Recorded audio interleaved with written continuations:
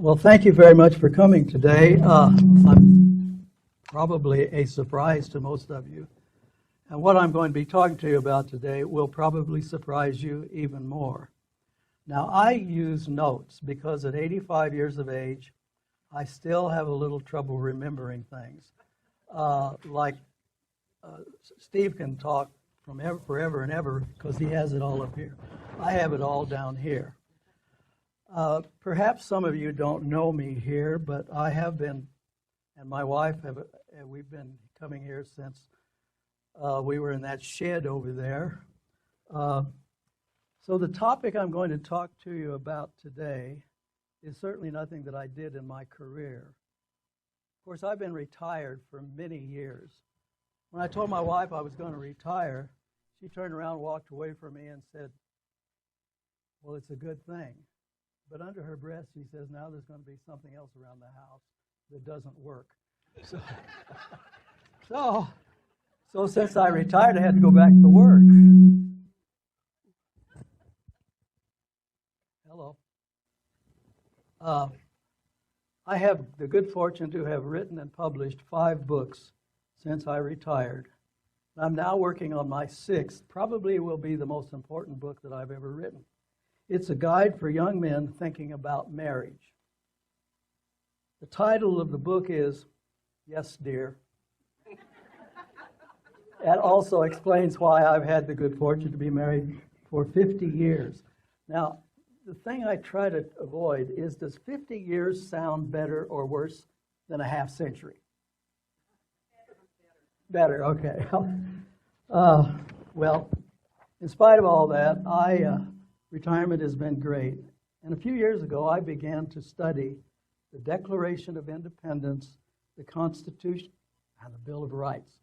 Since that time, I've shared the information I'm going to give to you today with churches and groups both in Illinois and here in Arizona. You know, I'm convinced that our founding fathers were chosen by God to write those 3 important documents, and that they are the basis for the strength and success of our country. Most presidents and many other people in government have expressed those same feelings.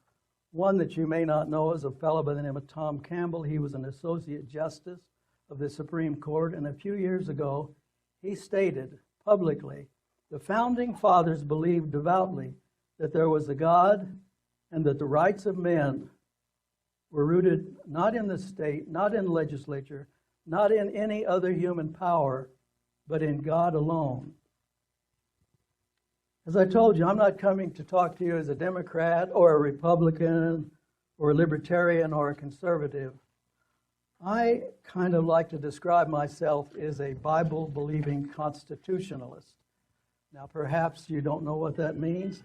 A constitutionalist is someone who believes that the people in government should not be allowed to do anything that they choose. A constitutionalist believes that there are rules made by the founding documents and the responsible higher power. Constitutionalists also believe in the Christian American way of life and capitalism, which has allowed millions of people in our country to rise from poverty to prosperity, unlike other countries. Over the past months, I've become increasingly concerned about where our country is going. Some would look at me and dismiss the fact that, well, he's just an old man. And I would agree with him that I am just an old man. But I do think that I'm not out of touch with the reality of what's happening in our country and what is occurring for the past few decades.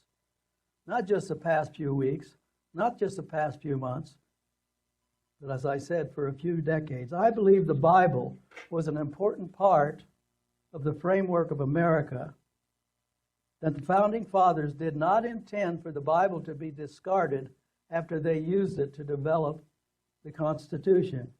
And I think for decades the leaders in our country felt the same way. But I'm not sure that I have the same confidence in some of our leaders today. I want to take you back to 1892. That's 116 years after the Declaration of Independence was written. I'm going to ask you to help me with this. The Pledge of Allegiance to the United States flag was first created for the celebration of the 400th year anniversary of Columbus discovering America. Remember what you used to recite in school? Are we ready? I pledge allegiance to the flag of the United States of America and to the republic for which it stands, one nation, under God, indivisible, with liberty and justice for all. I think you all went to a country school like I did. The words under God, though, were not inserted until 1954. President Dwight Eisenhower approved these words in order to differentiate us from any other country who has a pledge of allegiance to their society. You know, it used to be that pledge was heard in every schoolroom. The pledge has been under attack for quite some time. Recently, in the area where I live in the Midwest, there is a college there has prohibited anyone from using the Pledge of Allegiance in any of their activities. That's college. However, in 1955, President Eisenhower said, this is a president, and how he said it, without God there can be no American form of government, nor any American way of life. Recognition of the Supreme Being is the first and most basic expression of Americanism. Thus, the Founding Fathers of America saw it, and thus, with God's help, we will continue to have it. That was President Eisenhower in 1955. Does that sound like something you would hear in Congress today? Over 50 years ago, school-sponsored prayer was banned. I'm sure many of you here have heard the name Madalyn Murray O'Hair. How many have heard that name? All of you. Well, I'm sure that you've heard Steve talk about it. That's the name that people will forever associate with the banning of school prayer. She brought a suit against the Baltimore School District, which led to a landmark Supreme Court ruling ending the official reading of the Bible in public schools. That was 1963. She was an atheist, the founder of the American Atheist Party. An American Atheist magazine was something that she developed. She described religion as a crutch, an irrational irrelevance relying on superstitions and supernatural power. Miss O'Hara had two sons. One followed in her footsteps. The other, William J. Murray, became a Christian in 1980 and is a Baptist minister. See, I think that shows God has a sense of humor, really. When Miss O'Hara learned that William became a Christian, her comment was, one could call this a postnatal abortion on the part of me as his mother. I repudiate him entirely and completely for now and all time. He is beyond human forgiveness. I'm sure glad she wasn't my mother. Miss O'Hara filed several lawsuits. This is what her life was all about, filing these suits against Christianity and against the American way of life and against and for socialism in her life. She wanted atheists to have equal time on religion on the radio. She challenged weekly religious services at the White House. She challenged the open reading of the Bible by astronauts. She challenged the opening prayers at city council meetings. She challenged the inclusion of the phrase, "In God we trust," on our currency. She wanted to remove the provision requiring a belief in God for persons holding office of public trust in Texas, where she lived. She challenged the use of the national park facilities for the Pope to hold a Roman Catholic Mass on the Mall in Washington, D.C. She tried to remove the nativity scene from the rotunda in the Capitol building in Austin. She challenged the full-time employment of an unordained chaplain at a tax-funded county hospital in Texas. By the way, she and her other son and her granddaughter were abducted and murdered by an ex-convict who had been one of her trusted atheist employees. But I don't believe that what she started ended with her death. Think about all the things that are going on now that involve the areas of her lawsuit. Every year we move closer and closer to what she was trying to accomplish. Every year we have more and more challenges. The display of the nativity scene, the use of the words Merry Christmas, for the removal of the 10 Commandments from buildings in the United States, for city council meetings not opening with a prayer, to school districts dictating that there can be no prayer on the ball fields before a sporting event, to a coach being fired because he knelt down after a ball game and prayed silently, to the burning of our flag. To me, that sounds like the elimination of anything pertaining to biblical principles, the very principles that our country was founded on. Every lawsuit was a seed of destruction. Here's my unfortunate, irritating favorite. Abortion is probably the most divisive issue in our society today. Abortion was decriminalized nationwide in 1973. It was legal in some states at that time, but in 1973 there was a uniform framework established. I'm sure you know what it was called, Roe versus Wade. Since that time, over 50 million unborn lives have been taken, and there's no stopping it yet. How far have we come since then? Are you ready for this? Late-term abortions are now being allowed up to 24 weeks. That's 6 months. That is a living human being, in my case, I believe. If you're a person who believes that what the Bible teaches, then how can you vote for a congressman or congresswoman that supports that type of legislation? These are only a few examples of how far we've drifted away from the fundamentals of what our country was founded on, biblical principles. Calvin Coolidge, the 30th president, said, "The strength of our country is the strength of our religious convictions. The foundations of our society and our government rest so much on the teachings of the Bible that it would be difficult to support them if faith in those teachings would practically cease to exist." If you look back and read what past presidents have said, they all said about the same thing. We're a country based on principles and morals gleaned from the Bible. Is our country moving away from that? Are we at a crossroads that if we're not careful, we'll take the wrong turn? I read an article recently that I think you'll be interested in. It states that Christianity seems to be declining in modern Western societies, but conservative churches are flourishing in non-Western societies. Half the world is getting more religious, half the world is getting less religious. We're in the lesser half. The underground church in China is growing. It is estimated that there are approximately 68 million Christians in China. That's only about 5% of the population. This may seem like a small number, but the fact that it's growing is the most important part. I'm sure you know that in China, which is a communist country, the faith-based organizations are perceived to be one of the most serious threats to China's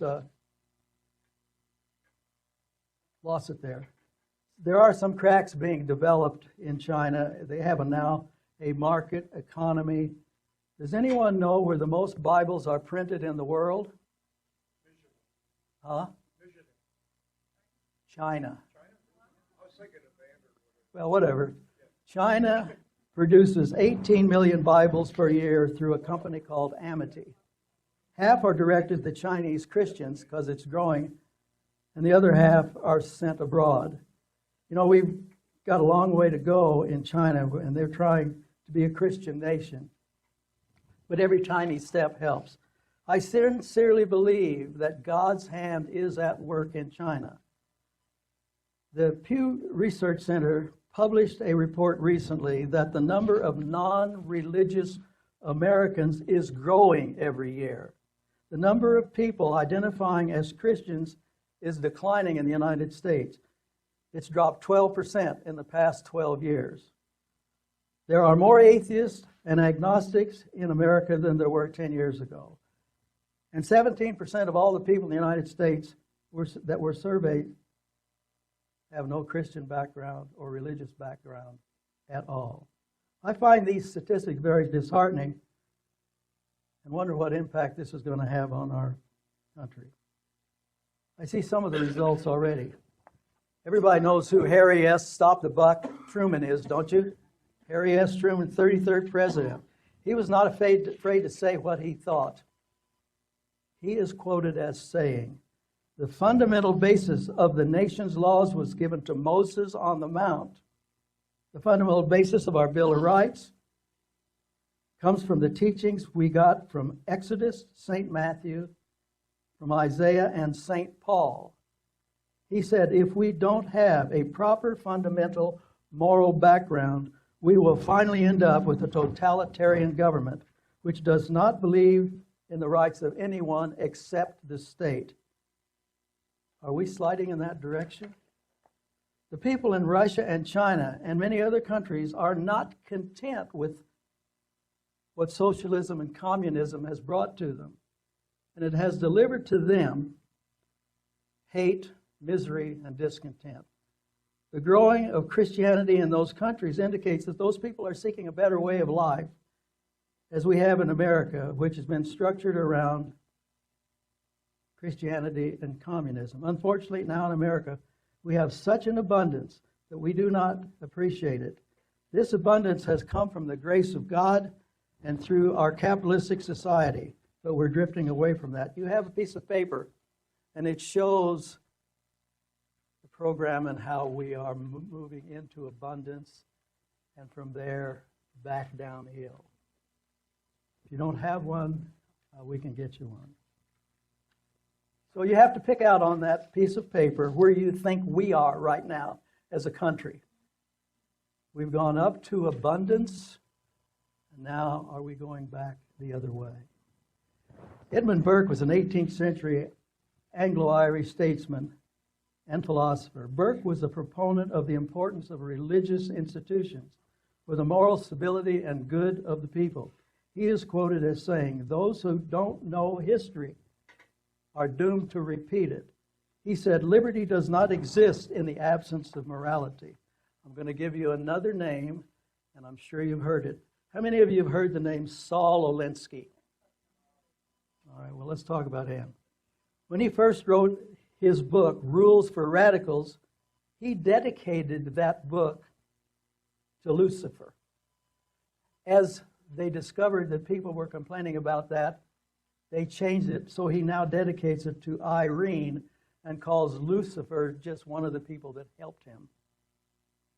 He's attributed to writing the 8 steps to topple a nation, but in my research I could not find any total evidence that he did write those 8 steps, but they were published in the newspaper under his name. So whoever did write these 8 steps created a playbook for what's going on in our country today. Here are the 8 steps to topple this nation and create a socialist state. As I review these 8 steps, pay close attention to number 7. Number 1, health care. Control health care and you control the people. Number 2, poverty. Increase poverty levels as high as possible. Poor people are easier to control and will not fight back if you're providing them with their needs. Debt, in number 3. Increase the national debt to an unsustainable level. That way you are able to increase taxes. This will produce more poverty. Number 4, gun control. Remove the ability to defend themselves from the government. That way you are able to create a police state. Number 5, welfare. Take control of every aspect of their lives. Food, housing, education. Take control of what people read and listen to. Take control of what children are being taught in school. And number 7, I said pay close attention. Religion, it says, remove the belief in God from the government and from the schools. And number 8, class warfare. Divide the people into 2 groups, the wealthy and the poor. This will cause more discontent, and it will be easier to tax the wealthy to support the poor. Does this sound familiar? Have many of these steps been taken already? I think one of the 8 points we have to be serious about of these 8 points is how they are eroding America. And the voice is getting louder and louder. But do these people really think that America should be changed to a socialist country? Do they really understand what that means? Remember this, the government cannot give anything to anybody that the government does not take from somebody else. Karl Marx, you know that name? How many of you know who Karl Marx was? Everybody. He died 136 years ago. He was the founder of the Communist Party. He believed that capitalism would be replaced by socialism, which in turn would lead to communism. He said the basis for socialism would be atheism and secularism, believing that no life should have a spiritual basis. He also believed that the first requisite for happiness of the people is the abolishment of religion. He said religion is a sort of spiritual booze. When I hear people say they want to see socialism become part of the fabric of America, I think of these words from Karl Marx. Do you really want a country run by a government that has no spiritual compass? I don't. Marx is also quoting as saying that the socialist is a person too stupid to realize that he's really a communist. That's scary. Now we come to a fellow by the name of Joseph Stalin. Everybody know who that was? Joseph Stalin had a 5-year plan to eliminate religion in the USSR. He believed that the concept of God would disappear from the Soviet Union in 5 years, in a 5-year period from 1932 to 1937, through his anti-religious campaign. However, this anti-religious plan did not work in spite of all his efforts. During this period of anti-religious persecution, it became commonplace, and it severely prohibited religious activities in order to further his expansion of atheism. The main target of the anti-religious campaign was the Russian Orthodox Church. Nearly all of the clergy and many of the believers were shot or sent to labor camps. All theology schools were closed. Church publications were prohibited. And are you ready for this? More than 85,000 Orthodox priests were shot in 1937 alone. Well, with the onslaught of World War II, he needed the United States and the UK as allies who were Christian nations. So he temporarily backed off of his plan. The theory of communism can be summed up in a single sentence: abolishment of private property and religion. Since the 1800s, there has been a struggle between capitalism, socialism, and communism. However, since the collapse of the Soviet Union, I think that was in 1991, there has been an upsurge in affiliation with the Orthodox Christians in Russia. Between 1991 and 2008, the share of Russian adults believing that they are Orthodox Christians rose from 31% to 72%. That is over a 50% increase in people believing in God. While those not affiliated with any church of any kind, it fell from 61% to 18%.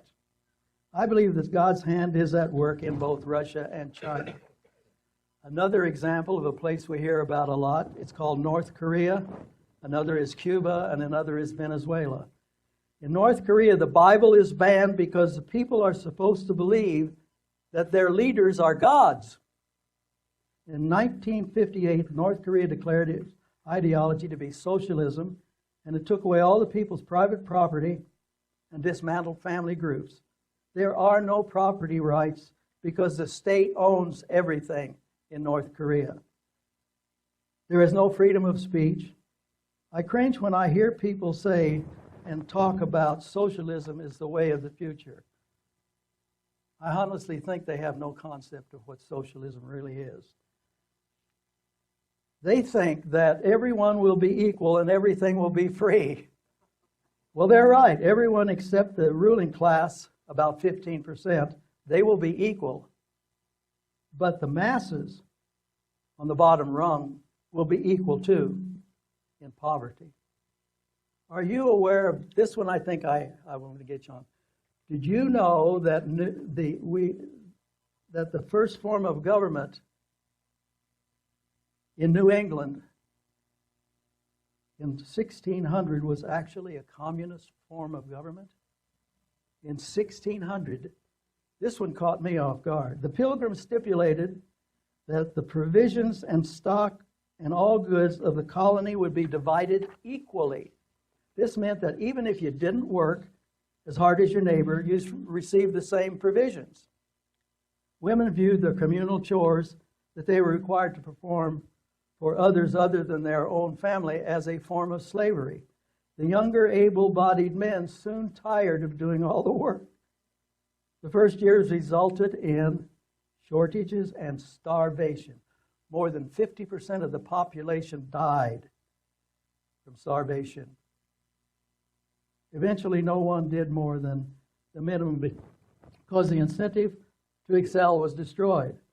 Those who did not work received just the same amount as those who did all the work.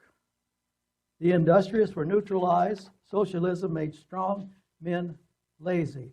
On the brink of extermination, the colony's leader changed direction. He allocated a portion of land to each of the settlers, and guess what happened? It was a success. The famine that nearly wiped them out in 1623 gave way to a period of agricultural abundance. The man's name was Bradford. You can look it up. He was a profoundly religious man and saw the hand of God in the Pilgrims' economic recovery. You know, the incentive of the Pilgrims in that colony were given, and when they owned a piece of land and began to be able to produce their own crops, you know, that matters every bit today as much as it did then. Why do people in this great country not understand that socialism is destroying our country? How moving away from the moral tenets of the Bible can destroy this great land? I think a great part of that answer is that they're not educated. It's become an emotional issue rather than based on head knowledge. They have been told that they are victims of society that is made up of rich people who don't deserve to be rich because they became rich on the backs of the working people and pushed someone else out to take their place. That is Marxism as he stated it. There's just not one pie in America. There are many pies. Everyone has the opportunity to receive their part. I want to stop for just a minute and tell you something that I probably don't always tell. I did not graduate from high school. I left home on a Greyhound bus with $60 in my pocket and have become financially well off because of capitalism, not because of socialism. Without a high school education in a socialist country, I don't know what I'd be doing, but I wouldn't be standing up here talking to you about my belief in God. If you think you're one of those victims and think that the rich people are your oppressors, what are you going to think when government becomes the controller? You cannot multiply wealth by dividing it. Thomas Jefferson said, "A government big enough to give you everything you want is strong enough to take everything you have." Think about that. I know many people will think I'm a crazy old man to even be concerned about what goes on here. But when I listen to the news about what's happening, I get very concerned. What Madeline Murray O'Hair started has blossomed over the years. Anything to do with religion or the Bible is being attacked more strongly every year. The seeds of socialism have been planted in a society and are blossoming before our very eyes. It makes me think of a garden that has one weed, and that one weed is left unattended. That one weed can spread and take over the entire garden. It makes me think of an infection that could start in the tip of your finger, and if not eradicated, can grow to encompass every major organ in the body. Is that happening in America? I wish I had time to read the entire letter that was written by a young lady who was in grad school working on her MBA. She was scrolling down the news on her phone and saw an article about how our presidential candidates who are calling for policies to fix the so-called prejudices of capitalism. She went on to say that if you look around you, you will see that we live in the most privileged time in the most prosperous nation, and we've become completely blind to it. She stated that her generation, the younger generation, is being indoctrinated by mainstream narrative to actually believe that they have never seen prosperity. And yet we all have to look around. That's all we have to do. And you can see the prosperity. When you go to Walmart, there's not one person. You have to worry about if you can get to the places where you want to get without running into somebody. New car dealerships are doing well. Our society, and I'm not political, but our society is as good as it has ever been, if not better. She believes the answer to is that her generation has only seen prosperity, so they have nothing to compare it to. She went on to state that we have an entitlement problem, ungratefulness problem, and it's spreading like the plague. So I may not be just a cranky old man that doesn't know what I'm talking about. At least there's one person out there, a young person, who is also concerned about our country.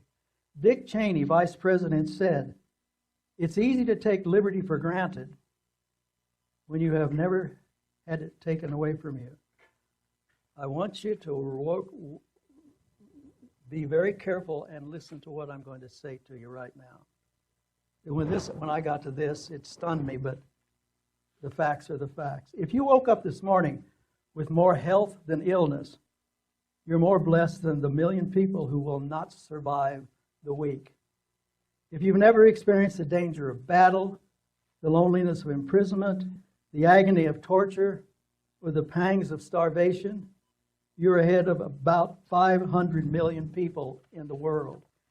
If you can attend church meetings, attend church without fear of harassment, arrest, torture, or death, you are more blessed than almost 3 billion people in the world.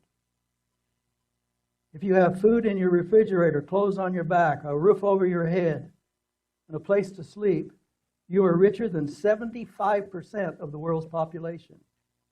If you have money in the bank, some money in your wallet, a little spare change and a dish somewhere, you are among the top 8% of the world's wealthy people. And yet we complain.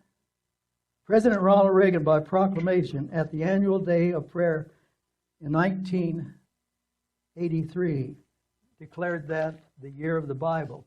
The proclamation stated that the Bible had made a unique contribution to the shaping of the United States and its distinctive and blessed nation and people. He said, "Inside the Bible's pages are all the answers to all the problems man has ever known. It is my firm belief that the enduring values presented in its pages have a great meaning for all of us and for our nation. The Bible can touch our hearts, order our minds, and refresh our souls." That was President Reagan. In the book of Psalms, in the Bible, there is a part that says that the promised land that was once so full of promise was now full of darkness and violence. The Israelites wondered if God had abandoned them. I've heard people wonder that same thing aloud about our nation. They're wondering if God's going to say, "I'm through with those people." But if you continue reading the book of Psalms, it says, God is willing to forgive and restore a nation in response to the prayers of the people. I believe that we are on the cusp of having our God-loving way of life destroyed. So this is my call to you today.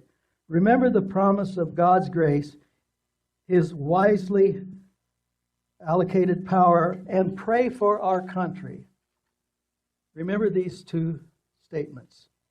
The only thing necessary for the triumph of evil is for good men to do nothing. Nobody made a greater mistake than he who did nothing because he could only do a little.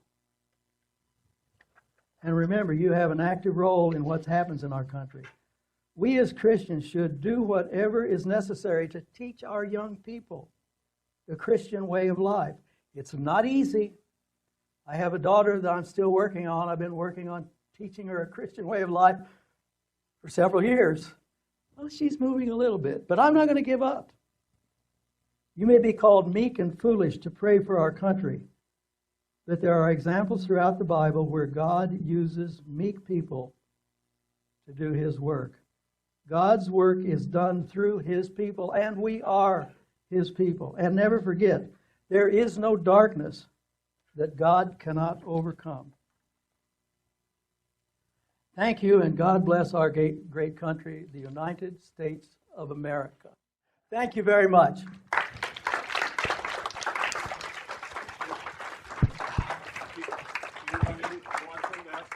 you have any questions? Oh, sure. Anybody have any questions for Don? Yeah. I'll answer some of them if I can. Yes. I've been under the understanding that Trump is initiating freedom of religion, prayer back in our schools. He does have a movement that, but people have to support that. You're absolutely right. I believe he's been doing a pretty good job of that. But the enemies are on the horizon. On this next election is probably going to be one of the most important elections for capitalism and the church and a free society that's been in my lifetime that has occurred. So go out there and vote. That's very, very important. Yes, way back. Oh. It's Selena. You don't need a mic. Hey, I almost had to wait. So what is the difference, like the raw difference between socialism and communism? So I can, I'm trying to explain to my daughters, Okay. and is it Very simple. Socialism acquires power through the vote. Communism acquires power through the gun. That's simple. so once you get to the socialist state, then it's, Well, as Karl Marx said, anyone who believes that socialism is different from communism is an idiot. okay. Once the power is taken out, let's go to Venezuela, which was 10 or 15 years ago was one of the wealthiest countries in the southern hemisphere. So they got a guy in, a heavyset guy, forgotten his name. And once he got in, he started tightening the noose. And then the new guy came in, and now people are eating their animals for subsistence. They went from capitalism to socialism to communism. Now, you got to understand that once they get power, the only thing that prevents the guys at the top from taking more and more control is that they die like Stalin did, or if a war breaks out, which I hope that never happens. So communism is creeping toward us through socialism. Socialism is going to creep more and more toward us if some of these people are talking about free health care, free education, free this, free that, free something else. Remember what I said here? You can't give something to one person without taking it from somebody else. See, the government owns nothing except the ability to tax us for those projects that they wish to have us pay for. And I would suggest to you that every project that every one of the individuals in Congress, and the first thing they look at is, how is this going to affect me? Now, if you got this one, you are a true person of history. Who was the man who said that once an individual becomes part of Congress by stating that he is going to help the people, ends up at that time changing his attitude toward he's going to do whatever's necessary to stay in government? Parliamentary form of government, it was called back then. Does anybody who knew said that? First name was Adolf. You can take it from there. That's what he said. It's in a book. I read his book, and it scared me because there are people today in our country, I believe, that are following not only what Hitler put in his book, but what Karl Marx and the others put in their books. I know we're sitting here very comfortable. I decided that this is a way that I can help move the pendulum back toward where it belongs. I need your help. And you're going to be embarrassed. I talk to people sometimes and they just embarrass me. So what? I'll tell you one story, and then unless you have any other questions. Yes, John? Yeah, I do. This is for people that can't hear too well in the audience. So what's the difference between socialism and communism? Well, I just simply said, I'm sorry, socialism acquires control by the vote. Communism acquires control by the gun. Capitalism is that I can own my own property and I can win or lose. I can make a lot of money or I cannot make a lot of money. The Bible says there's always going to be poor people. That's just the way it is. It's in the Bible. However, in the United States of America, you can come from being a poor person to being middle class to being wealthy, and you don't have to steal it from somebody else to acquire that. So that's why I believe that capitalism is with us. I had something happen the other day. On the back of the little piece of paper that I gave you is information on where I've gotten some of my research. And there was a man at the other church that I was speaking at. He said, I have a grandson who does not believe in God. I have a grandson that he believes that socialism is going to be the answer to his life. He said, do you have any information on how you got the information on socialism that you talk about? I forgot about it. I forgot what he said. Then one day, a week or so ago, I thought maybe I ought to put that together. If you will look at this, there's some of the good, I said the good, bad, and the ugly. So I read all I could to put this together from everybody that I could, whether they were socialists, communists, capitalists, or otherwise, Christians, non-Christians. And I discovered that this is what he was looking for, something that he could take to his grandson and say, read this, study this. And this is just the beginning of my research, which continues on a daily basis because the world changes on a daily basis. I want us in this little bitty church, compared to some of the big ones I've spoke to, I want us to be the leaders in changing the world back to what it was, a constitutional democracy where the people in our country are not thinking about free stuff. You know, if you have no more questions, God bless you. God bless the United States of America. Huh? 250. Well, actually, we've been around now about 234 years from the Constitution was being. I don't know. 100 years from now, it'll be interesting. I won't be here. You won't be here. But what we do today, as what the pioneers did, what those individuals who wrote the Constitution, what they did, will be here 100 years from now. God bless.